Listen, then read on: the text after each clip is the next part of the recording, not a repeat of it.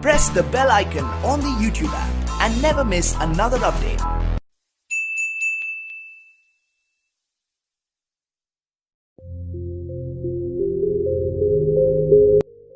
Hello friends, welcome back to my YouTube channel. दोस्तों, मेरा नाम परवीन और हमारे यूट्यूब चैनल में आप सभी का स्वागत है। दोस्तों, आज हम बात करने वाले हैं विद्युत बल रेखाओं। ठीक है, विद्युत बल रेखाएं क्या होती है, इसकी क्वालिटी क्या होती है, मतलब इसके कुछ गुण होते हैं। और यहाँ तक कि हमने देखा है इसकी क्वालिटी में से कुछ ना कुछ आपके एग्जाम में क्वेश्चन आ जाते हैं, चाहे वो MCQ में हो, चाहे वो 1 नंबर का क्वेश्चन हो, वो आपके पेपर में आ जाता है। तो आज का टॉपिक काफ़ी इंपॉर्टेंट है, वीडियो एंड तक आप बने रहना। वीडियो को लाइक कर सकते हो, चैनल को सब्सक्राइब जरूर कर लेना, क्योंकि फ्यूचर में आपको इसी तरह की वीडियो आपको मिलती रहेंगी। तो चलिए दोस्तों, वीडियो शुरू करते हैं।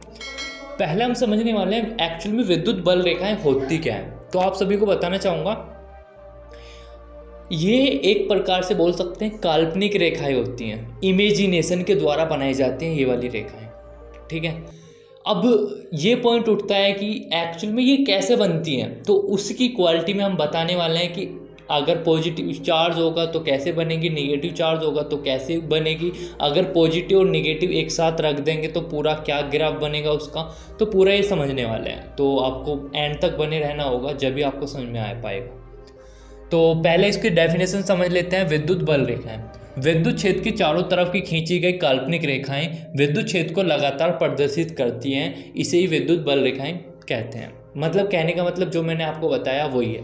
विद्युत बल रेखाएं एक प्रकार से इमेजिनेशन लाइन होती हैं, एक काल्पनिक रेखाएं होती हैं। पहला पॉइंट क्लियर। बस आपको ये इसमें ये समझने वाले योग्य बातें हैं कि ये इमेजिनेशन लाइन होती है, मतलब काल्पनिक रेखाएं होती हैं। पॉइंट क्लियर है। कैसी लाइन होती है? काल्पनिक रेखाएं होती हैं। पॉइंट क्लियर है, बिल्कुल। अब हम बात कर लेते हैं इसके कुछ गुण के बारे में। जी हाँ, विद्युत बल रेखाओं के कुछ गुण भी हैं। मैं आपको बताना चाहूँगा, इसके मैं इतने सारे गुण आपको लिखवाने वाला हूँ कि आपको कहीं कुछ प्रॉब्लम नहीं आने वाली, और आपको NCERT बुक के 2 से 3 क्वेश्चन भी कराने वाला हूँ। बहुत ही अच्छे अच्छे क्वेश्चन है, सॉलिड वाले। ठीक है, तो देख लेते हैं यहाँ पे।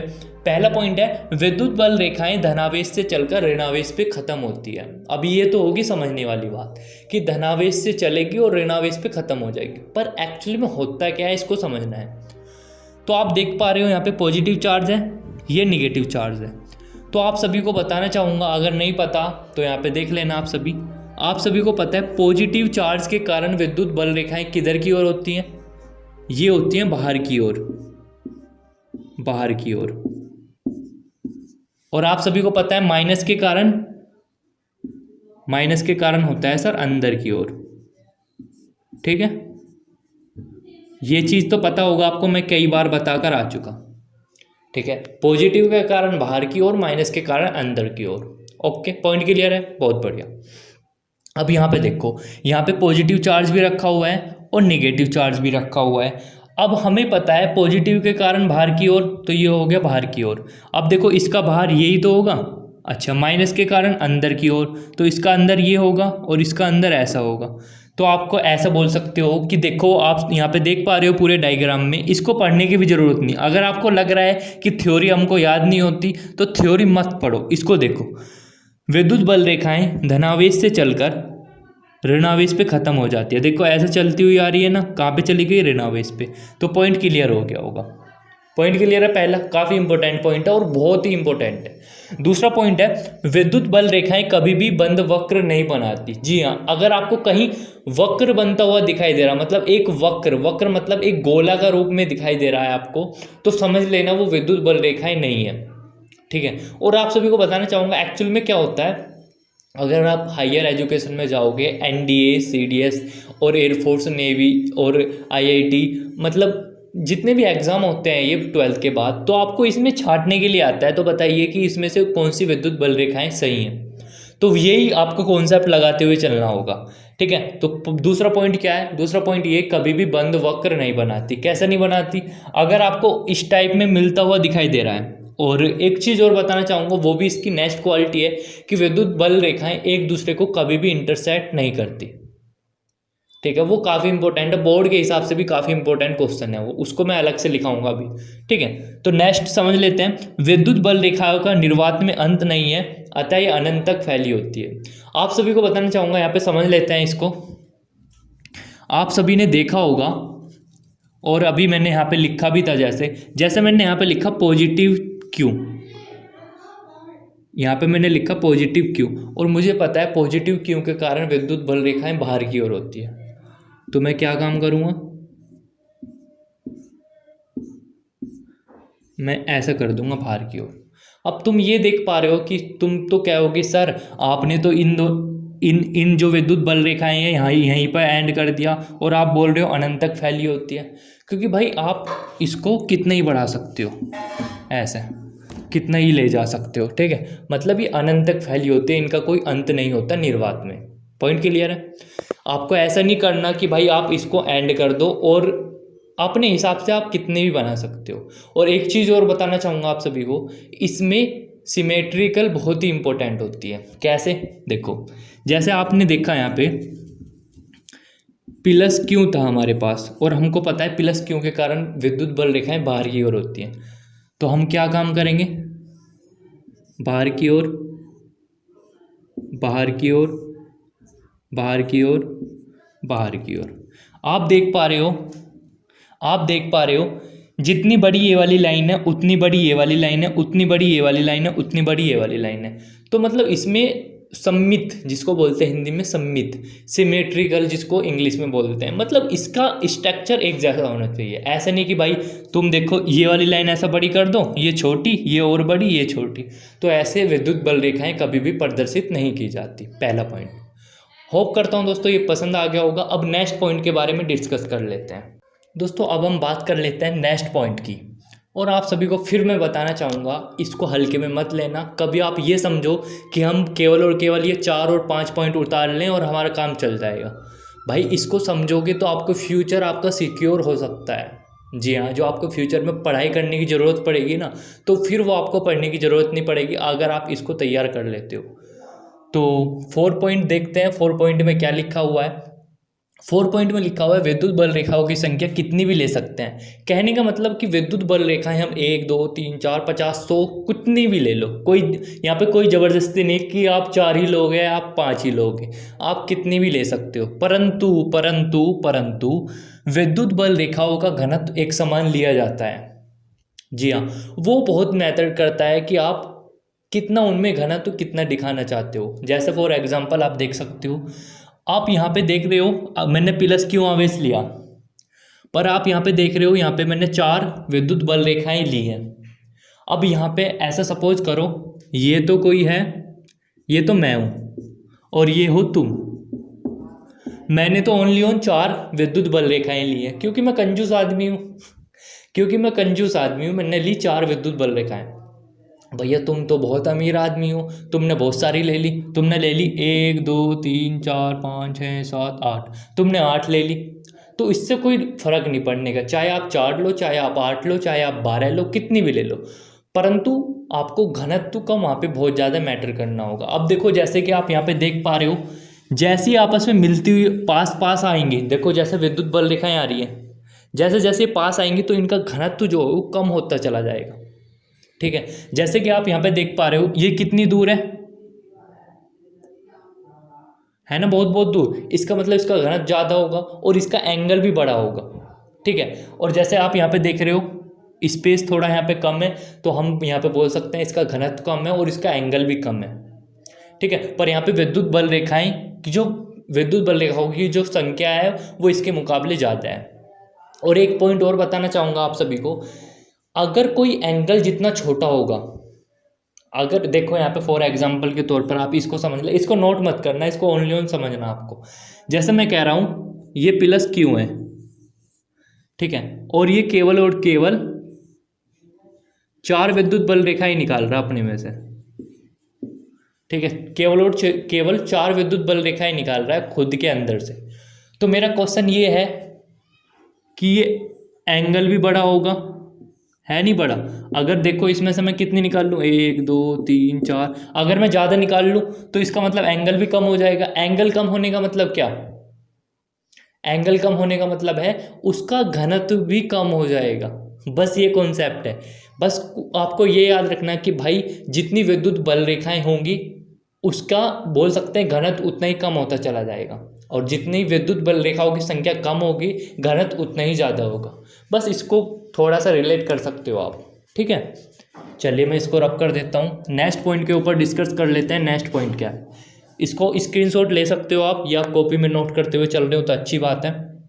दूसरा पॉइंट है विद्युत बल रेखाओं की संख्या आवेशों के परिमाण पर निर्भर करती है। अब कैसे निर्भर करती है आपको यहाँ पे समझ लेना है। अर्थात आवेश 2 होने पर, मतलब अगर हम आवेश 2 गुना कर दें, मतलब पहले में तो आवेश हमने क्यों लिया, दूसरे में हम 2 क्यों कर दें, तो आपको यहाँ पे क्या चेंज देखने को मिलेगा, तो विद्युत बल रेखाओं की संख्या भी 2 गुनी हो जाती है। फॉर एग्जाम्पल आप यहाँ पे समझ सकते हो, मैंने यहाँ पे क्या लिया, देखो यहाँ पे प्लस क्यों आवेश है, इसमें से ओनली ऑन 2 विद्युत बल रेखाएं निकल रही है। कितनी निकल रही है, ओनली ऑन 2।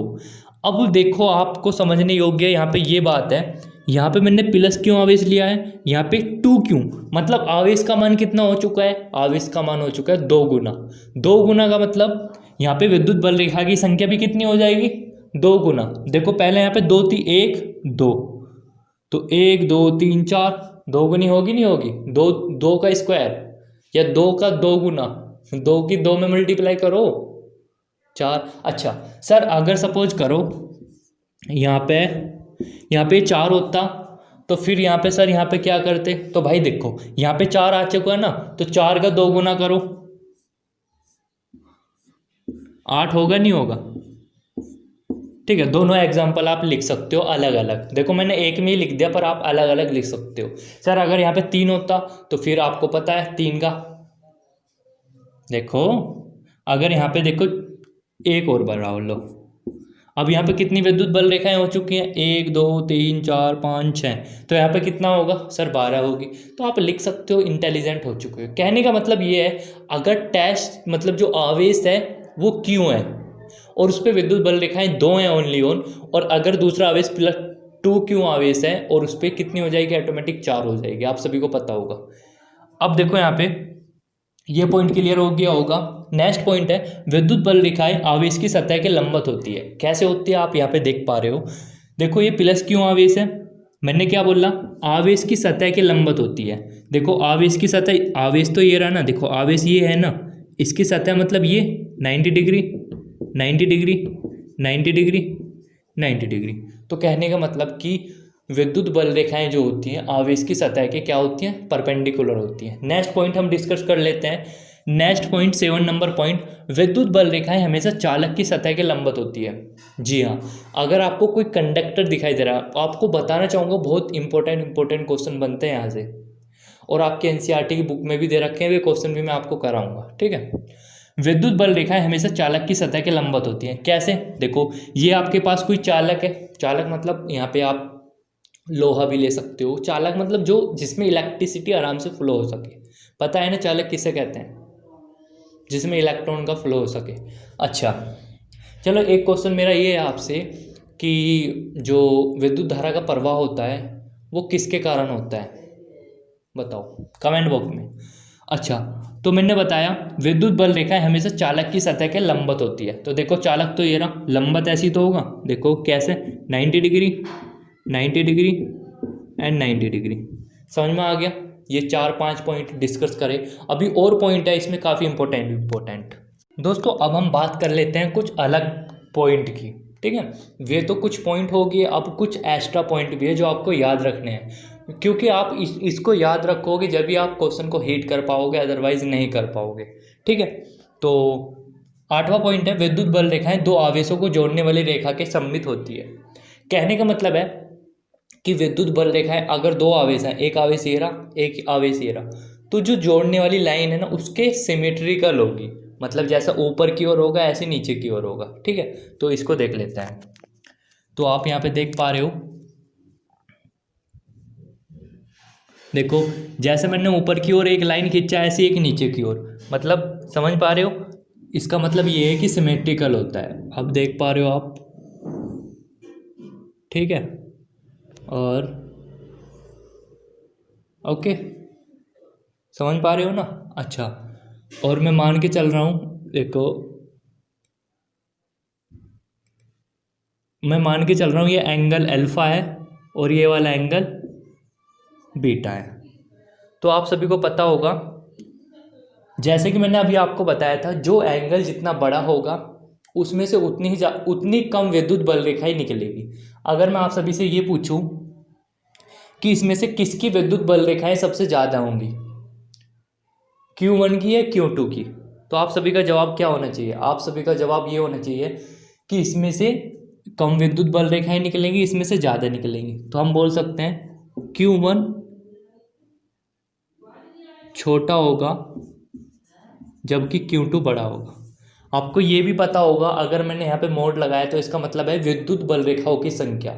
ठीक है, ओके, तो ये पॉइंट क्लियर हो गया होगा। दूसरा, विद्युत बल रेखाओं का घनत्व विद्युत क्षेत्र का परिमाण देता है। जैसे कि आप यहाँ पे देख पा रहे हो, देखो जैसे ये इधर को जा रहा है, देखो तीर जा रहे हैं ना दो इधर को, इस पॉइंट का मतलब ये है, देखो इसके पास में ए है जबकि बी अलग है। देखो जैसे दो विद्युत बल रेखाएं हैं, मेरी उंगली है, इसके पॉइंट में बीच में ये वाला पॉइंट है, तो इसका मतलब इसका जो घनत्व होगा वो अधिक होगा। सपोज करो मेरी ये उंगली है, इसके बीच में मार्कर है, देखो तो इस वाले जो मार्कर है ना, जो मार्कर का पॉइंट है, इसका घनत्व ज़्यादा होगा। अगर मैं मार्कर को यहाँ रखूँ और ये जो विद्युत बल रेखा है यहाँ पे है, मार्कर वहाँ पे है, तो उसका घनत्व कम होगा। सेम पॉइंट यहाँ पे देख सकते हो आप, देखो विद्युत बल रेखाएं यहाँ पे एंटर कर रही है, तो इसका मतलब इसका घनत्व अधिक होगा।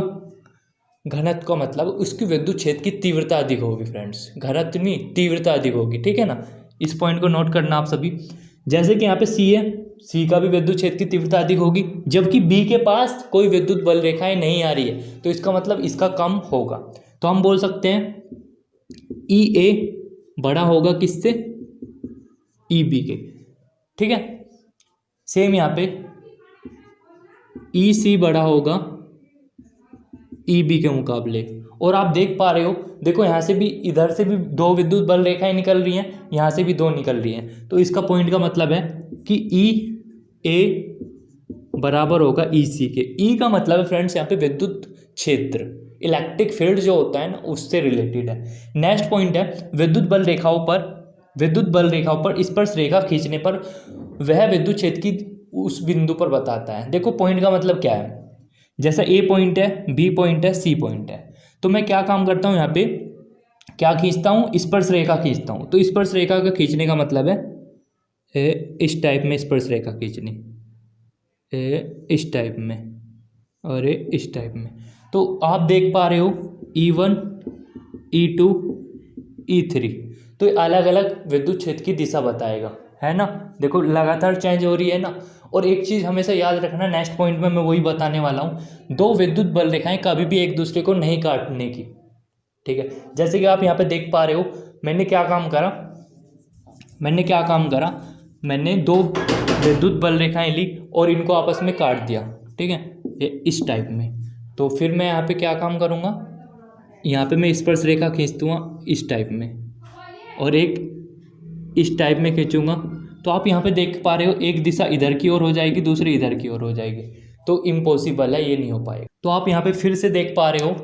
ठीक है, मतलब कहने का मतलब ये है, कभी भी दो विद्युत बल रेखाएं विद्युत क्षेत्र की दिशा को नहीं बताएंगी, वो इम्पॉसिबल है। ठीक है, नेक्स्ट पॉइंट है स्थिर विद्युतिकी में विद्युत क्षेत्र अनुपस्थित होता है, मतलब ई का मान 0 होता है स्थिर विद्युतिकी में।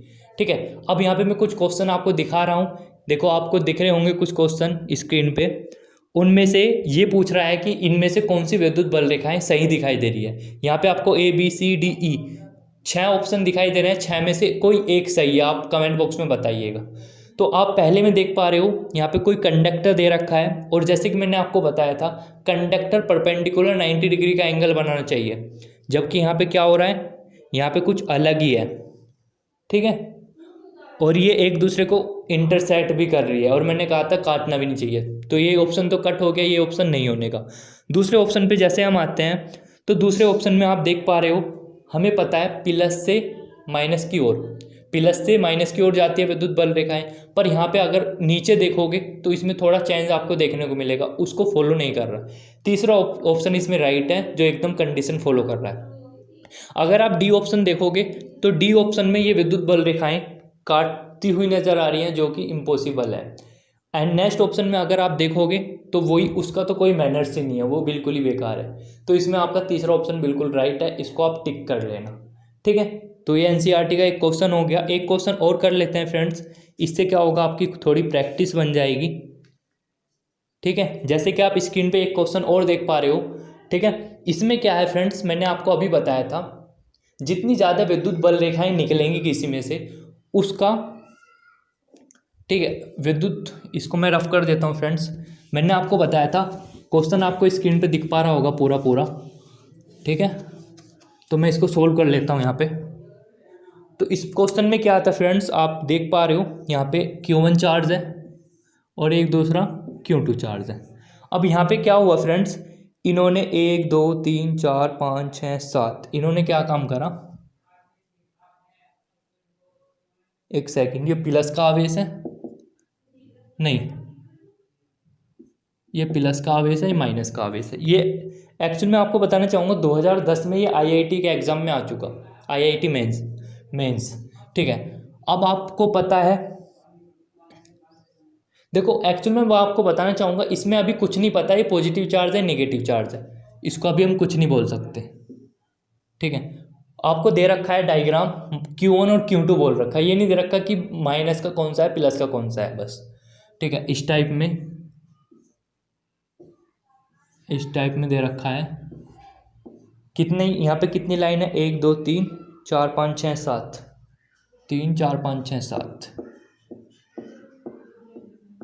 ठीक है फ्रेंड्स, और हम देख पा रहे हैं यहाँ से बाहर निकल रहा है, तो इसका मतलब हम समझ पा रहे हैं कि ये प्लस आवेश ही होगा, क्योंकि प्लस के कारण ही बाहर निकलता है, पता है ना। अच्छा, दूसरे में क्या है, आप यहाँ पे जब देखोगे तो आपको इस टाइप में देखने को मिलेगा, कितनी लाइन जा रही है, 1 2 3 4 5 6 7, सेम यहाँ पे जा रही है लाइन, 1 2 3 3 एंड 3। ठीक है फ्रेंड्स, तो आपको यहाँ पे इधर को जाती हुई नज़र आ रही है, तो आपको पता चल गया है माइनस चार्ज है। और आप सभी को एक चीज़ और बताना चाहूँगा, माइनस के कारण अंदर की ओर होता है। ठीक है, अच्छा, अब क्वेश्चन में ये पूछना चाह रहा है कि बताइए इनमें से नंबर ऑफ फील्ड्स लाइन किस में ज़्यादा है, Q2 में ज़्यादा है Q1 में ज़्यादा है। ठीक है, तो देख लेते हैं भाई। अब देखो काउंटिंग करो, मैंने आपको बताया था number of fields line actual में डिपेंड करता है कितनी फील्ड्स लाइन निकल रही है या कितनी एंटर हो रही है। तो आप देख पा रहे हो 1 2 3 4 5 6 7 8 9 10 11 12 13 14। ठीक है, ठीक है ना। तो आप देख पा रहे हो यहाँ पे Q1 में कितनी फील्ड्स लाइन है, 14 ही है ना। एक बार देख लेते हैं, 1 2 3 4 5 6 7 8 9 10 11 12 13 14। एक सेकंड वेट करना, 1 2 3, हाँ जी बिल्कुल ठीक है।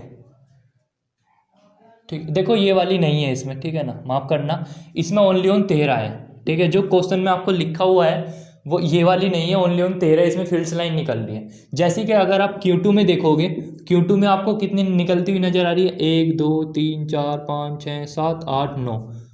अब ये बताओ, मैंने आपको बताया था किस में कौन सा बड़ा होगा, इसका मतलब किसका परिणाम नंबर ऑफ फील्ड्स लाइन बड़ा होगा, तो हम बोल सकते हैं Q1 का परिमाण बड़ा होगा Q2 के मुकाबले। यही आपका आंसर है। तो होप करता हूँ दोस्तों आपको पूरी वीडियो पसंद आई होगी। इसमें मैंने ज़्यादा से ज़्यादा क्वेश्चन यहाँ पे लेने की कोशिश